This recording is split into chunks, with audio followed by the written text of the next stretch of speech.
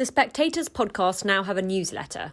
Sign up for free at spectator.co.uk/podcast-highlights to get the Spectator's podcast highlights in your inbox every Monday.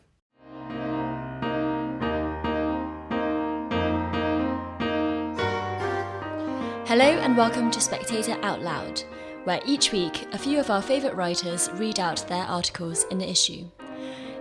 This episode, we'll be joined by Owen Matthews, who reads his cover piece about how Russia plans to unleash chaos. And we'll be joined by Lionel Shriver, who picks out on the interesting similarities between the open letter and the ransom note. And at the very end, Peter Hitchens, who talks about why he'll be putting his foot down on wearing a mask during blood donation. First up, Owen Matthews. There's only one person who'll be genuinely pleased with the Intelligence and Security Committee's Russia report finally revealed on Tuesday, and that's Vladimir Putin. Russia emerges as an amorphous and formidable enemy, all the more so because the inconclusive and much redacted report contains next to no substantiated allegations.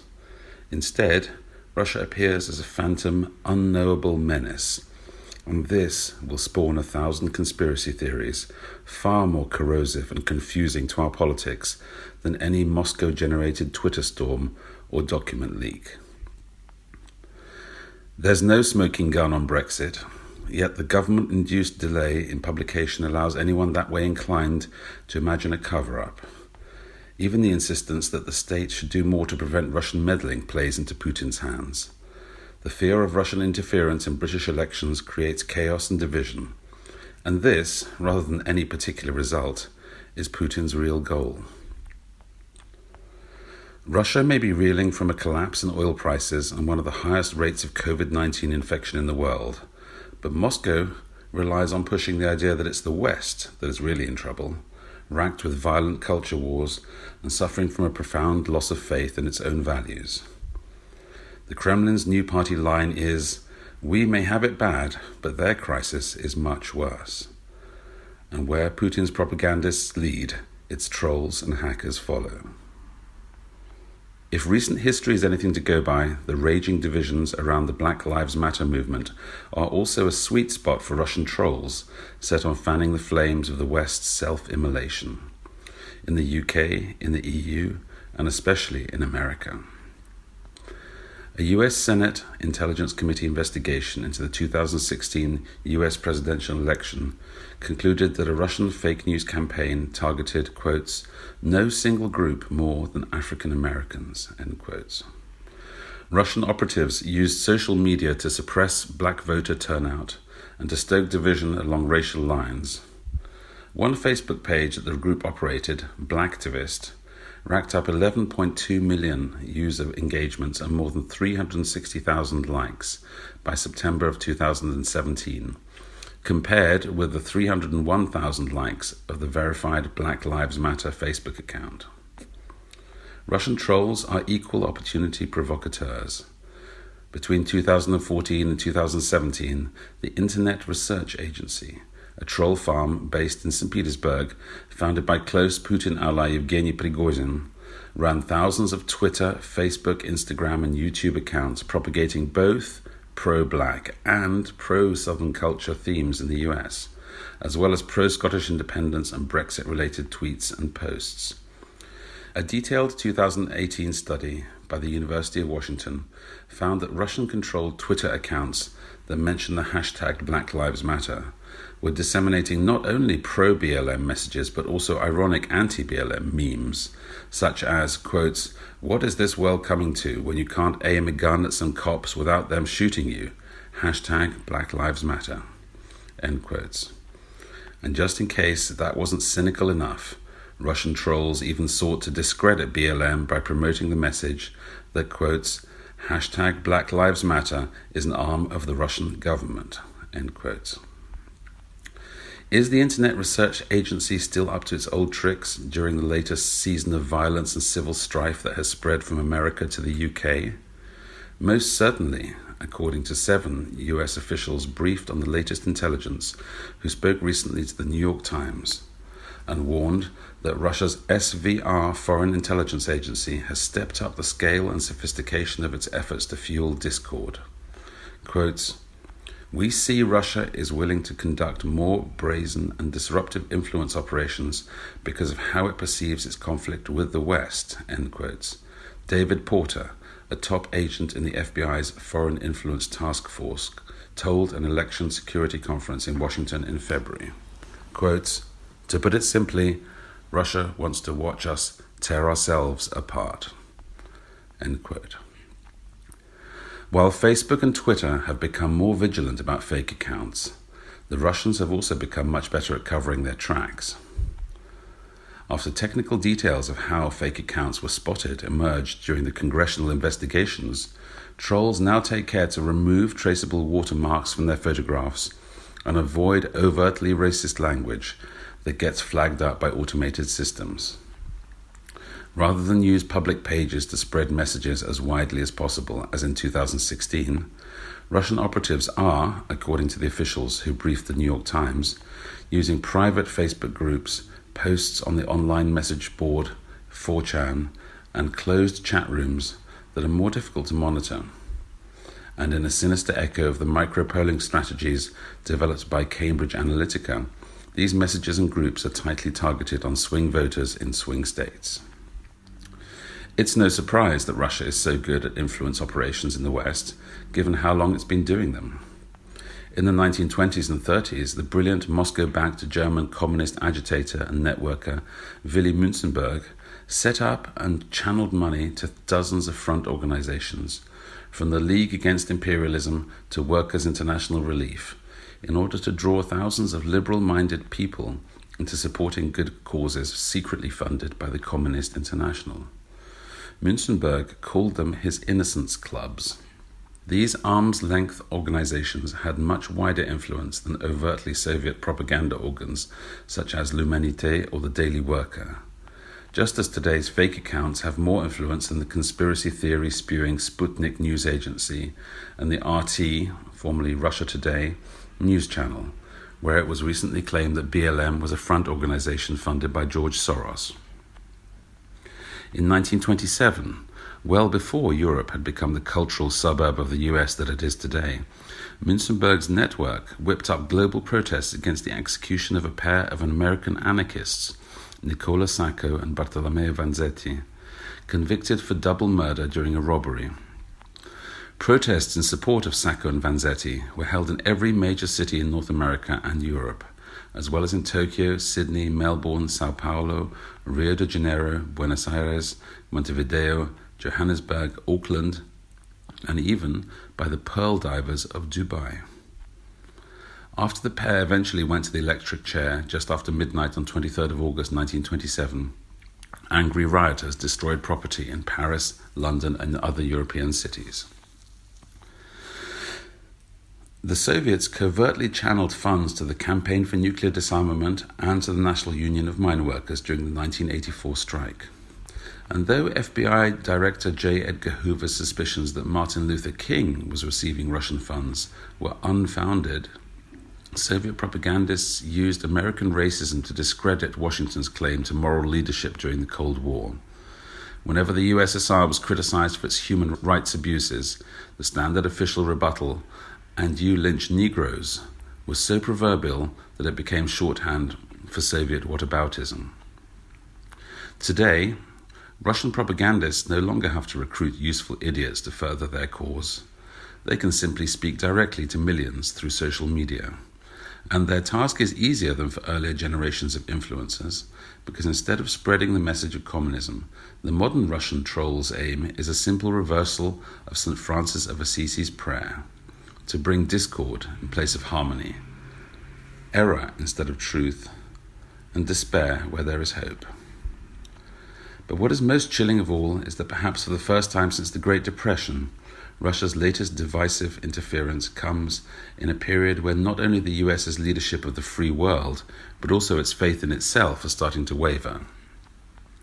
The hostile takeover of the once moderate US Republican Party by Trumpian nationalists on the right, and the destruction of classical liberalism by the zealotry of political correctness on the left makes America more vulnerable than ever to the kind of toxic nihilism put out by the Kremlin.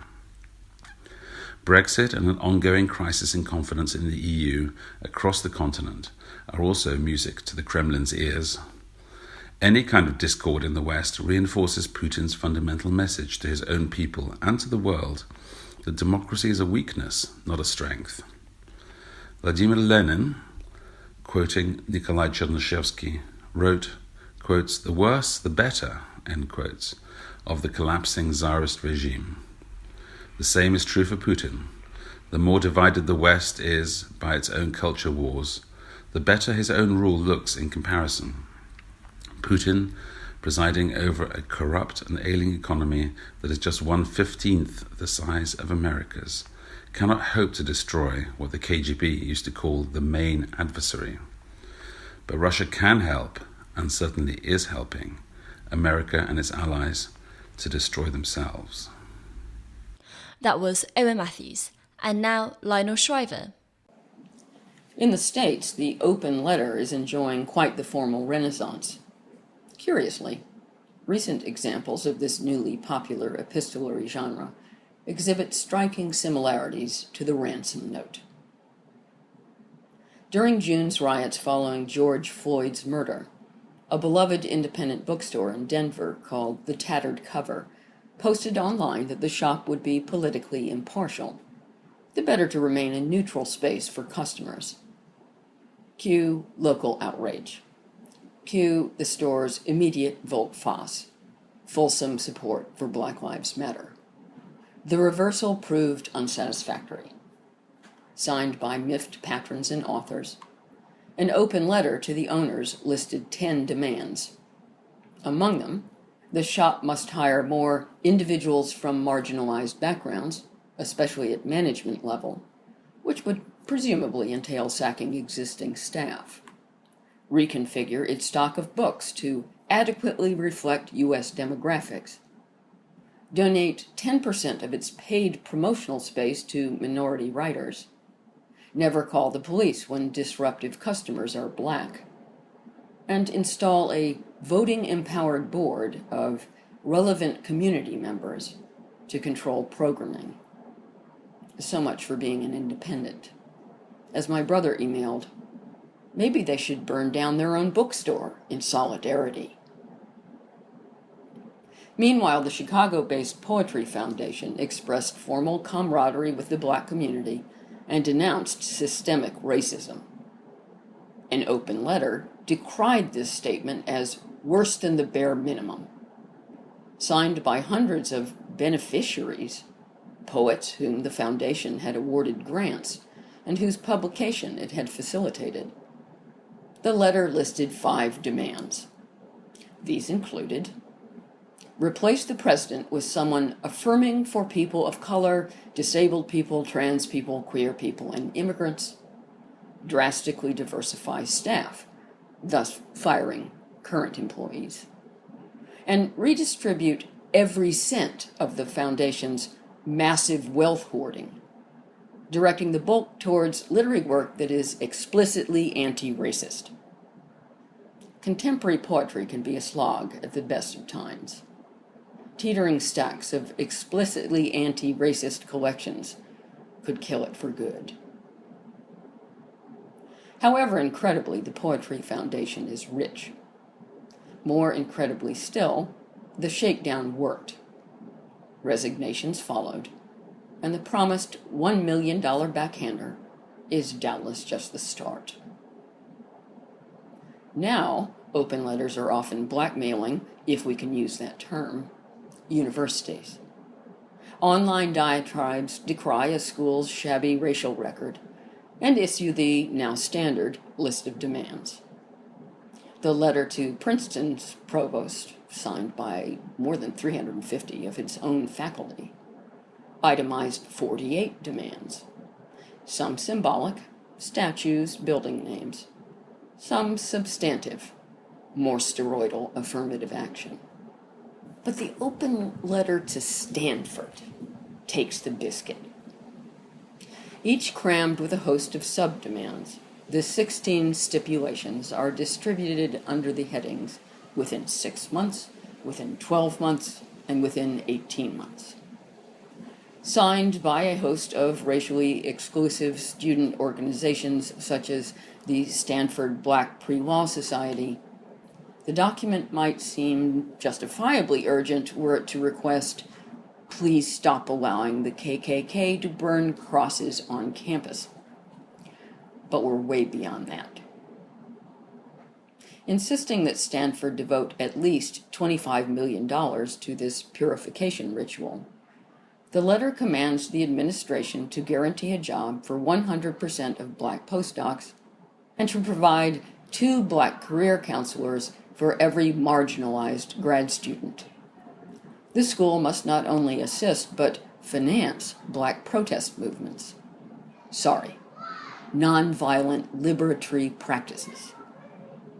No less than $3 million must bankroll improved quality of life and well-being for black students, including campus shuttle service to black spiritual meetings, 1 black therapist for every 5 black grad students, while any non-black therapists at Stanford must complete training to address white privilege. More on-campus black fitness instructors, black-owned restaurants, and black estheticians skilled in caring for and styling black hair textures. Further, annual anti-racism training for the entire Stanford community must last a minimum of 8 hours and go beyond traditional training, i.e. implicit bias and microaggression. Any individual reported for acts of racial injustice must complete an additional unpaid 40 hours of anti-racist training as a first warning. As I can't do this extraordinary document justice, masochistic readers should check out StanfordDaily.com. Calling for wholesale affirmative action substantially in excess of minority percentages of the population. One online comment stressed, "There is nothing too extreme." This open letter also has the texture of a ransom note, if given its prolixity, from kidnappers with time on their hands. Implicit, then, is or else. Or else what? Why doesn't Stanford tell the signatories to stuff their arm-chancing extortion letter where most of us stash last night's dinner? What's baffling about these petitions for massive transfers of educational resources into demonstrably counterproductive anti-racism training, huge administrative expansions, and levels of personal support for minorities that no students of any race are ever offered? American universities are going broke. In plague world, lucrative international students are withdrawing, and domestic students are delaying admission. Students dependent on funding from state governments that are also going broke are in for an ugly surprise. At Stanford, hiring is already frozen, discretionary spending forbidden. The Poetry Foundation's large endowment makes it a tempting mark. But bookstores, closed for months, can't afford to become charities. Universities with devastated enrollments can't lavish vast sums on racial gesturing. Indeed, the whole BLM movement seems to be fomenting in a parallel universe, fiddling with white fragility while Rome burns. Both the American and British economies are perched on a precipice. The U.S. unemployment rate in June was more than 12%, and with state re-lockdowns, that number could readily soar beyond April's near 15%. For Black Americans, unemployment is already more than 15%. Rather than insist institutions feed an opportunistically thriving anti-racism industry, activists might best save their contumely for when there's really something to complain about. They won't have to wait long. That was Lionel Shriver. And now Peter Hitchens.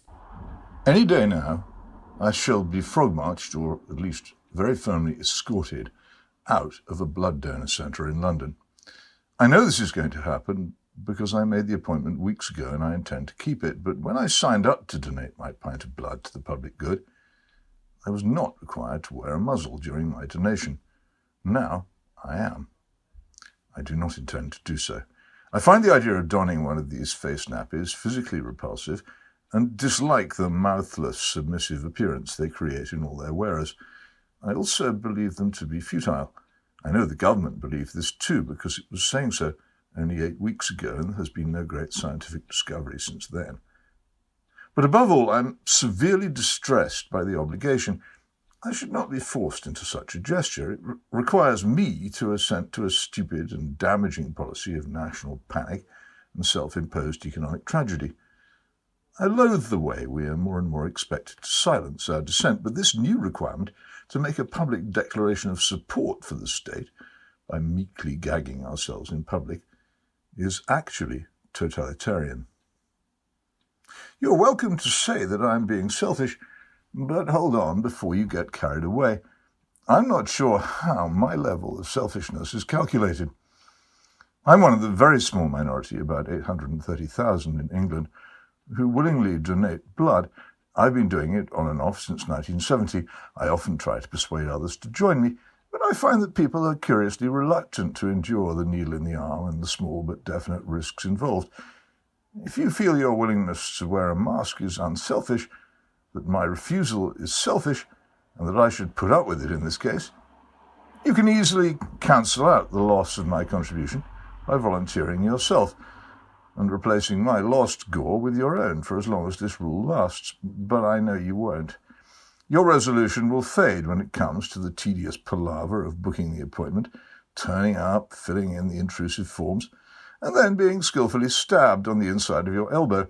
It'll be too much trouble. So don't call me selfish. Don't accuse me on very thin evidence of endangering others when I can prove that my actions have helped to save the lives of others. Instead, think about what I am saying. Blood donor centres are not like shops or trains or buses. I'm not asking the owner to let me in as a favour to him. I'm asking to be let in to do a favour to anyone who might need a blood transfusion. I lose nothing if I am kept out except the sense of a duty done, a cup of tea and a couple of custard creams.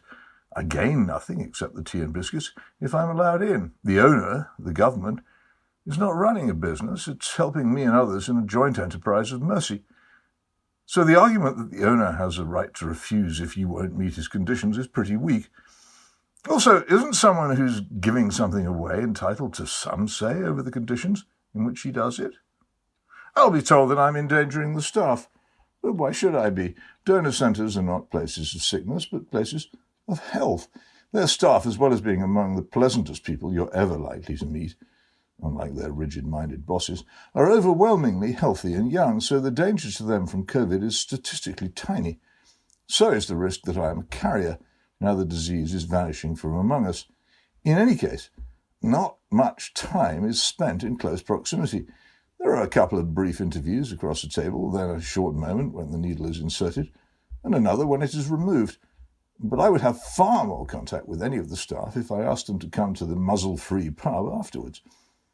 The danger, such as it was, had presumably been much greater back in late April at the height of the panic when I last gave blood and was not required to cover my face. But it is even sillier than that. The law on muzzle wearing does not actually apply to blood donor centres, only to public transport and now shops. As originally set out in the Health Protection Coronavirus Wearing Face Coverings on Public Transport England Regulations 2020, it allows several exemptions. These, used imaginatively, would allow a bit of discretion for people such as me, if anybody wanted to use discretion. NHS Blood and Transplant claims to base its policy on the rules for hospitals, which are not backed by law and also offer exemptions.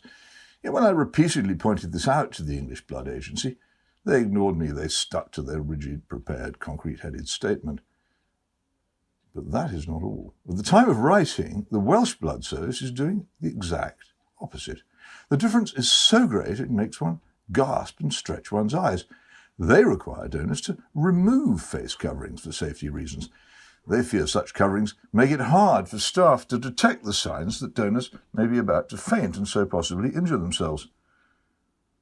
It is essential that our staff can see donors' faces so they can intervene at the earliest opportunity if the donor is about to faint, they explain. We will ask you to remove your face covering once you enter one of our screening booths, and then for the rest of your donation journey. They add that they will respect a donor's decision not to wear a face covering at any stage, saying rightly that this is a personal choice. That is roughly what the English service said until the muzzle zealots got hold of them. So unless things change again, it looks as if I shall be headed to Wales pretty soon, where they're happy to let me hand over my crimson armful without demanding a declaration of allegiance to Matt Hancock or anyone else. Getting such a surrender out of me is, well, like getting blood out of a stone. That was Peter Hitchens. Thanks for listening to this episode of Spectator Out Loud. As ever, we love to hear from you, so do email in at podcast@spectator.co.uk. Have a nice weekend and join us again next episode.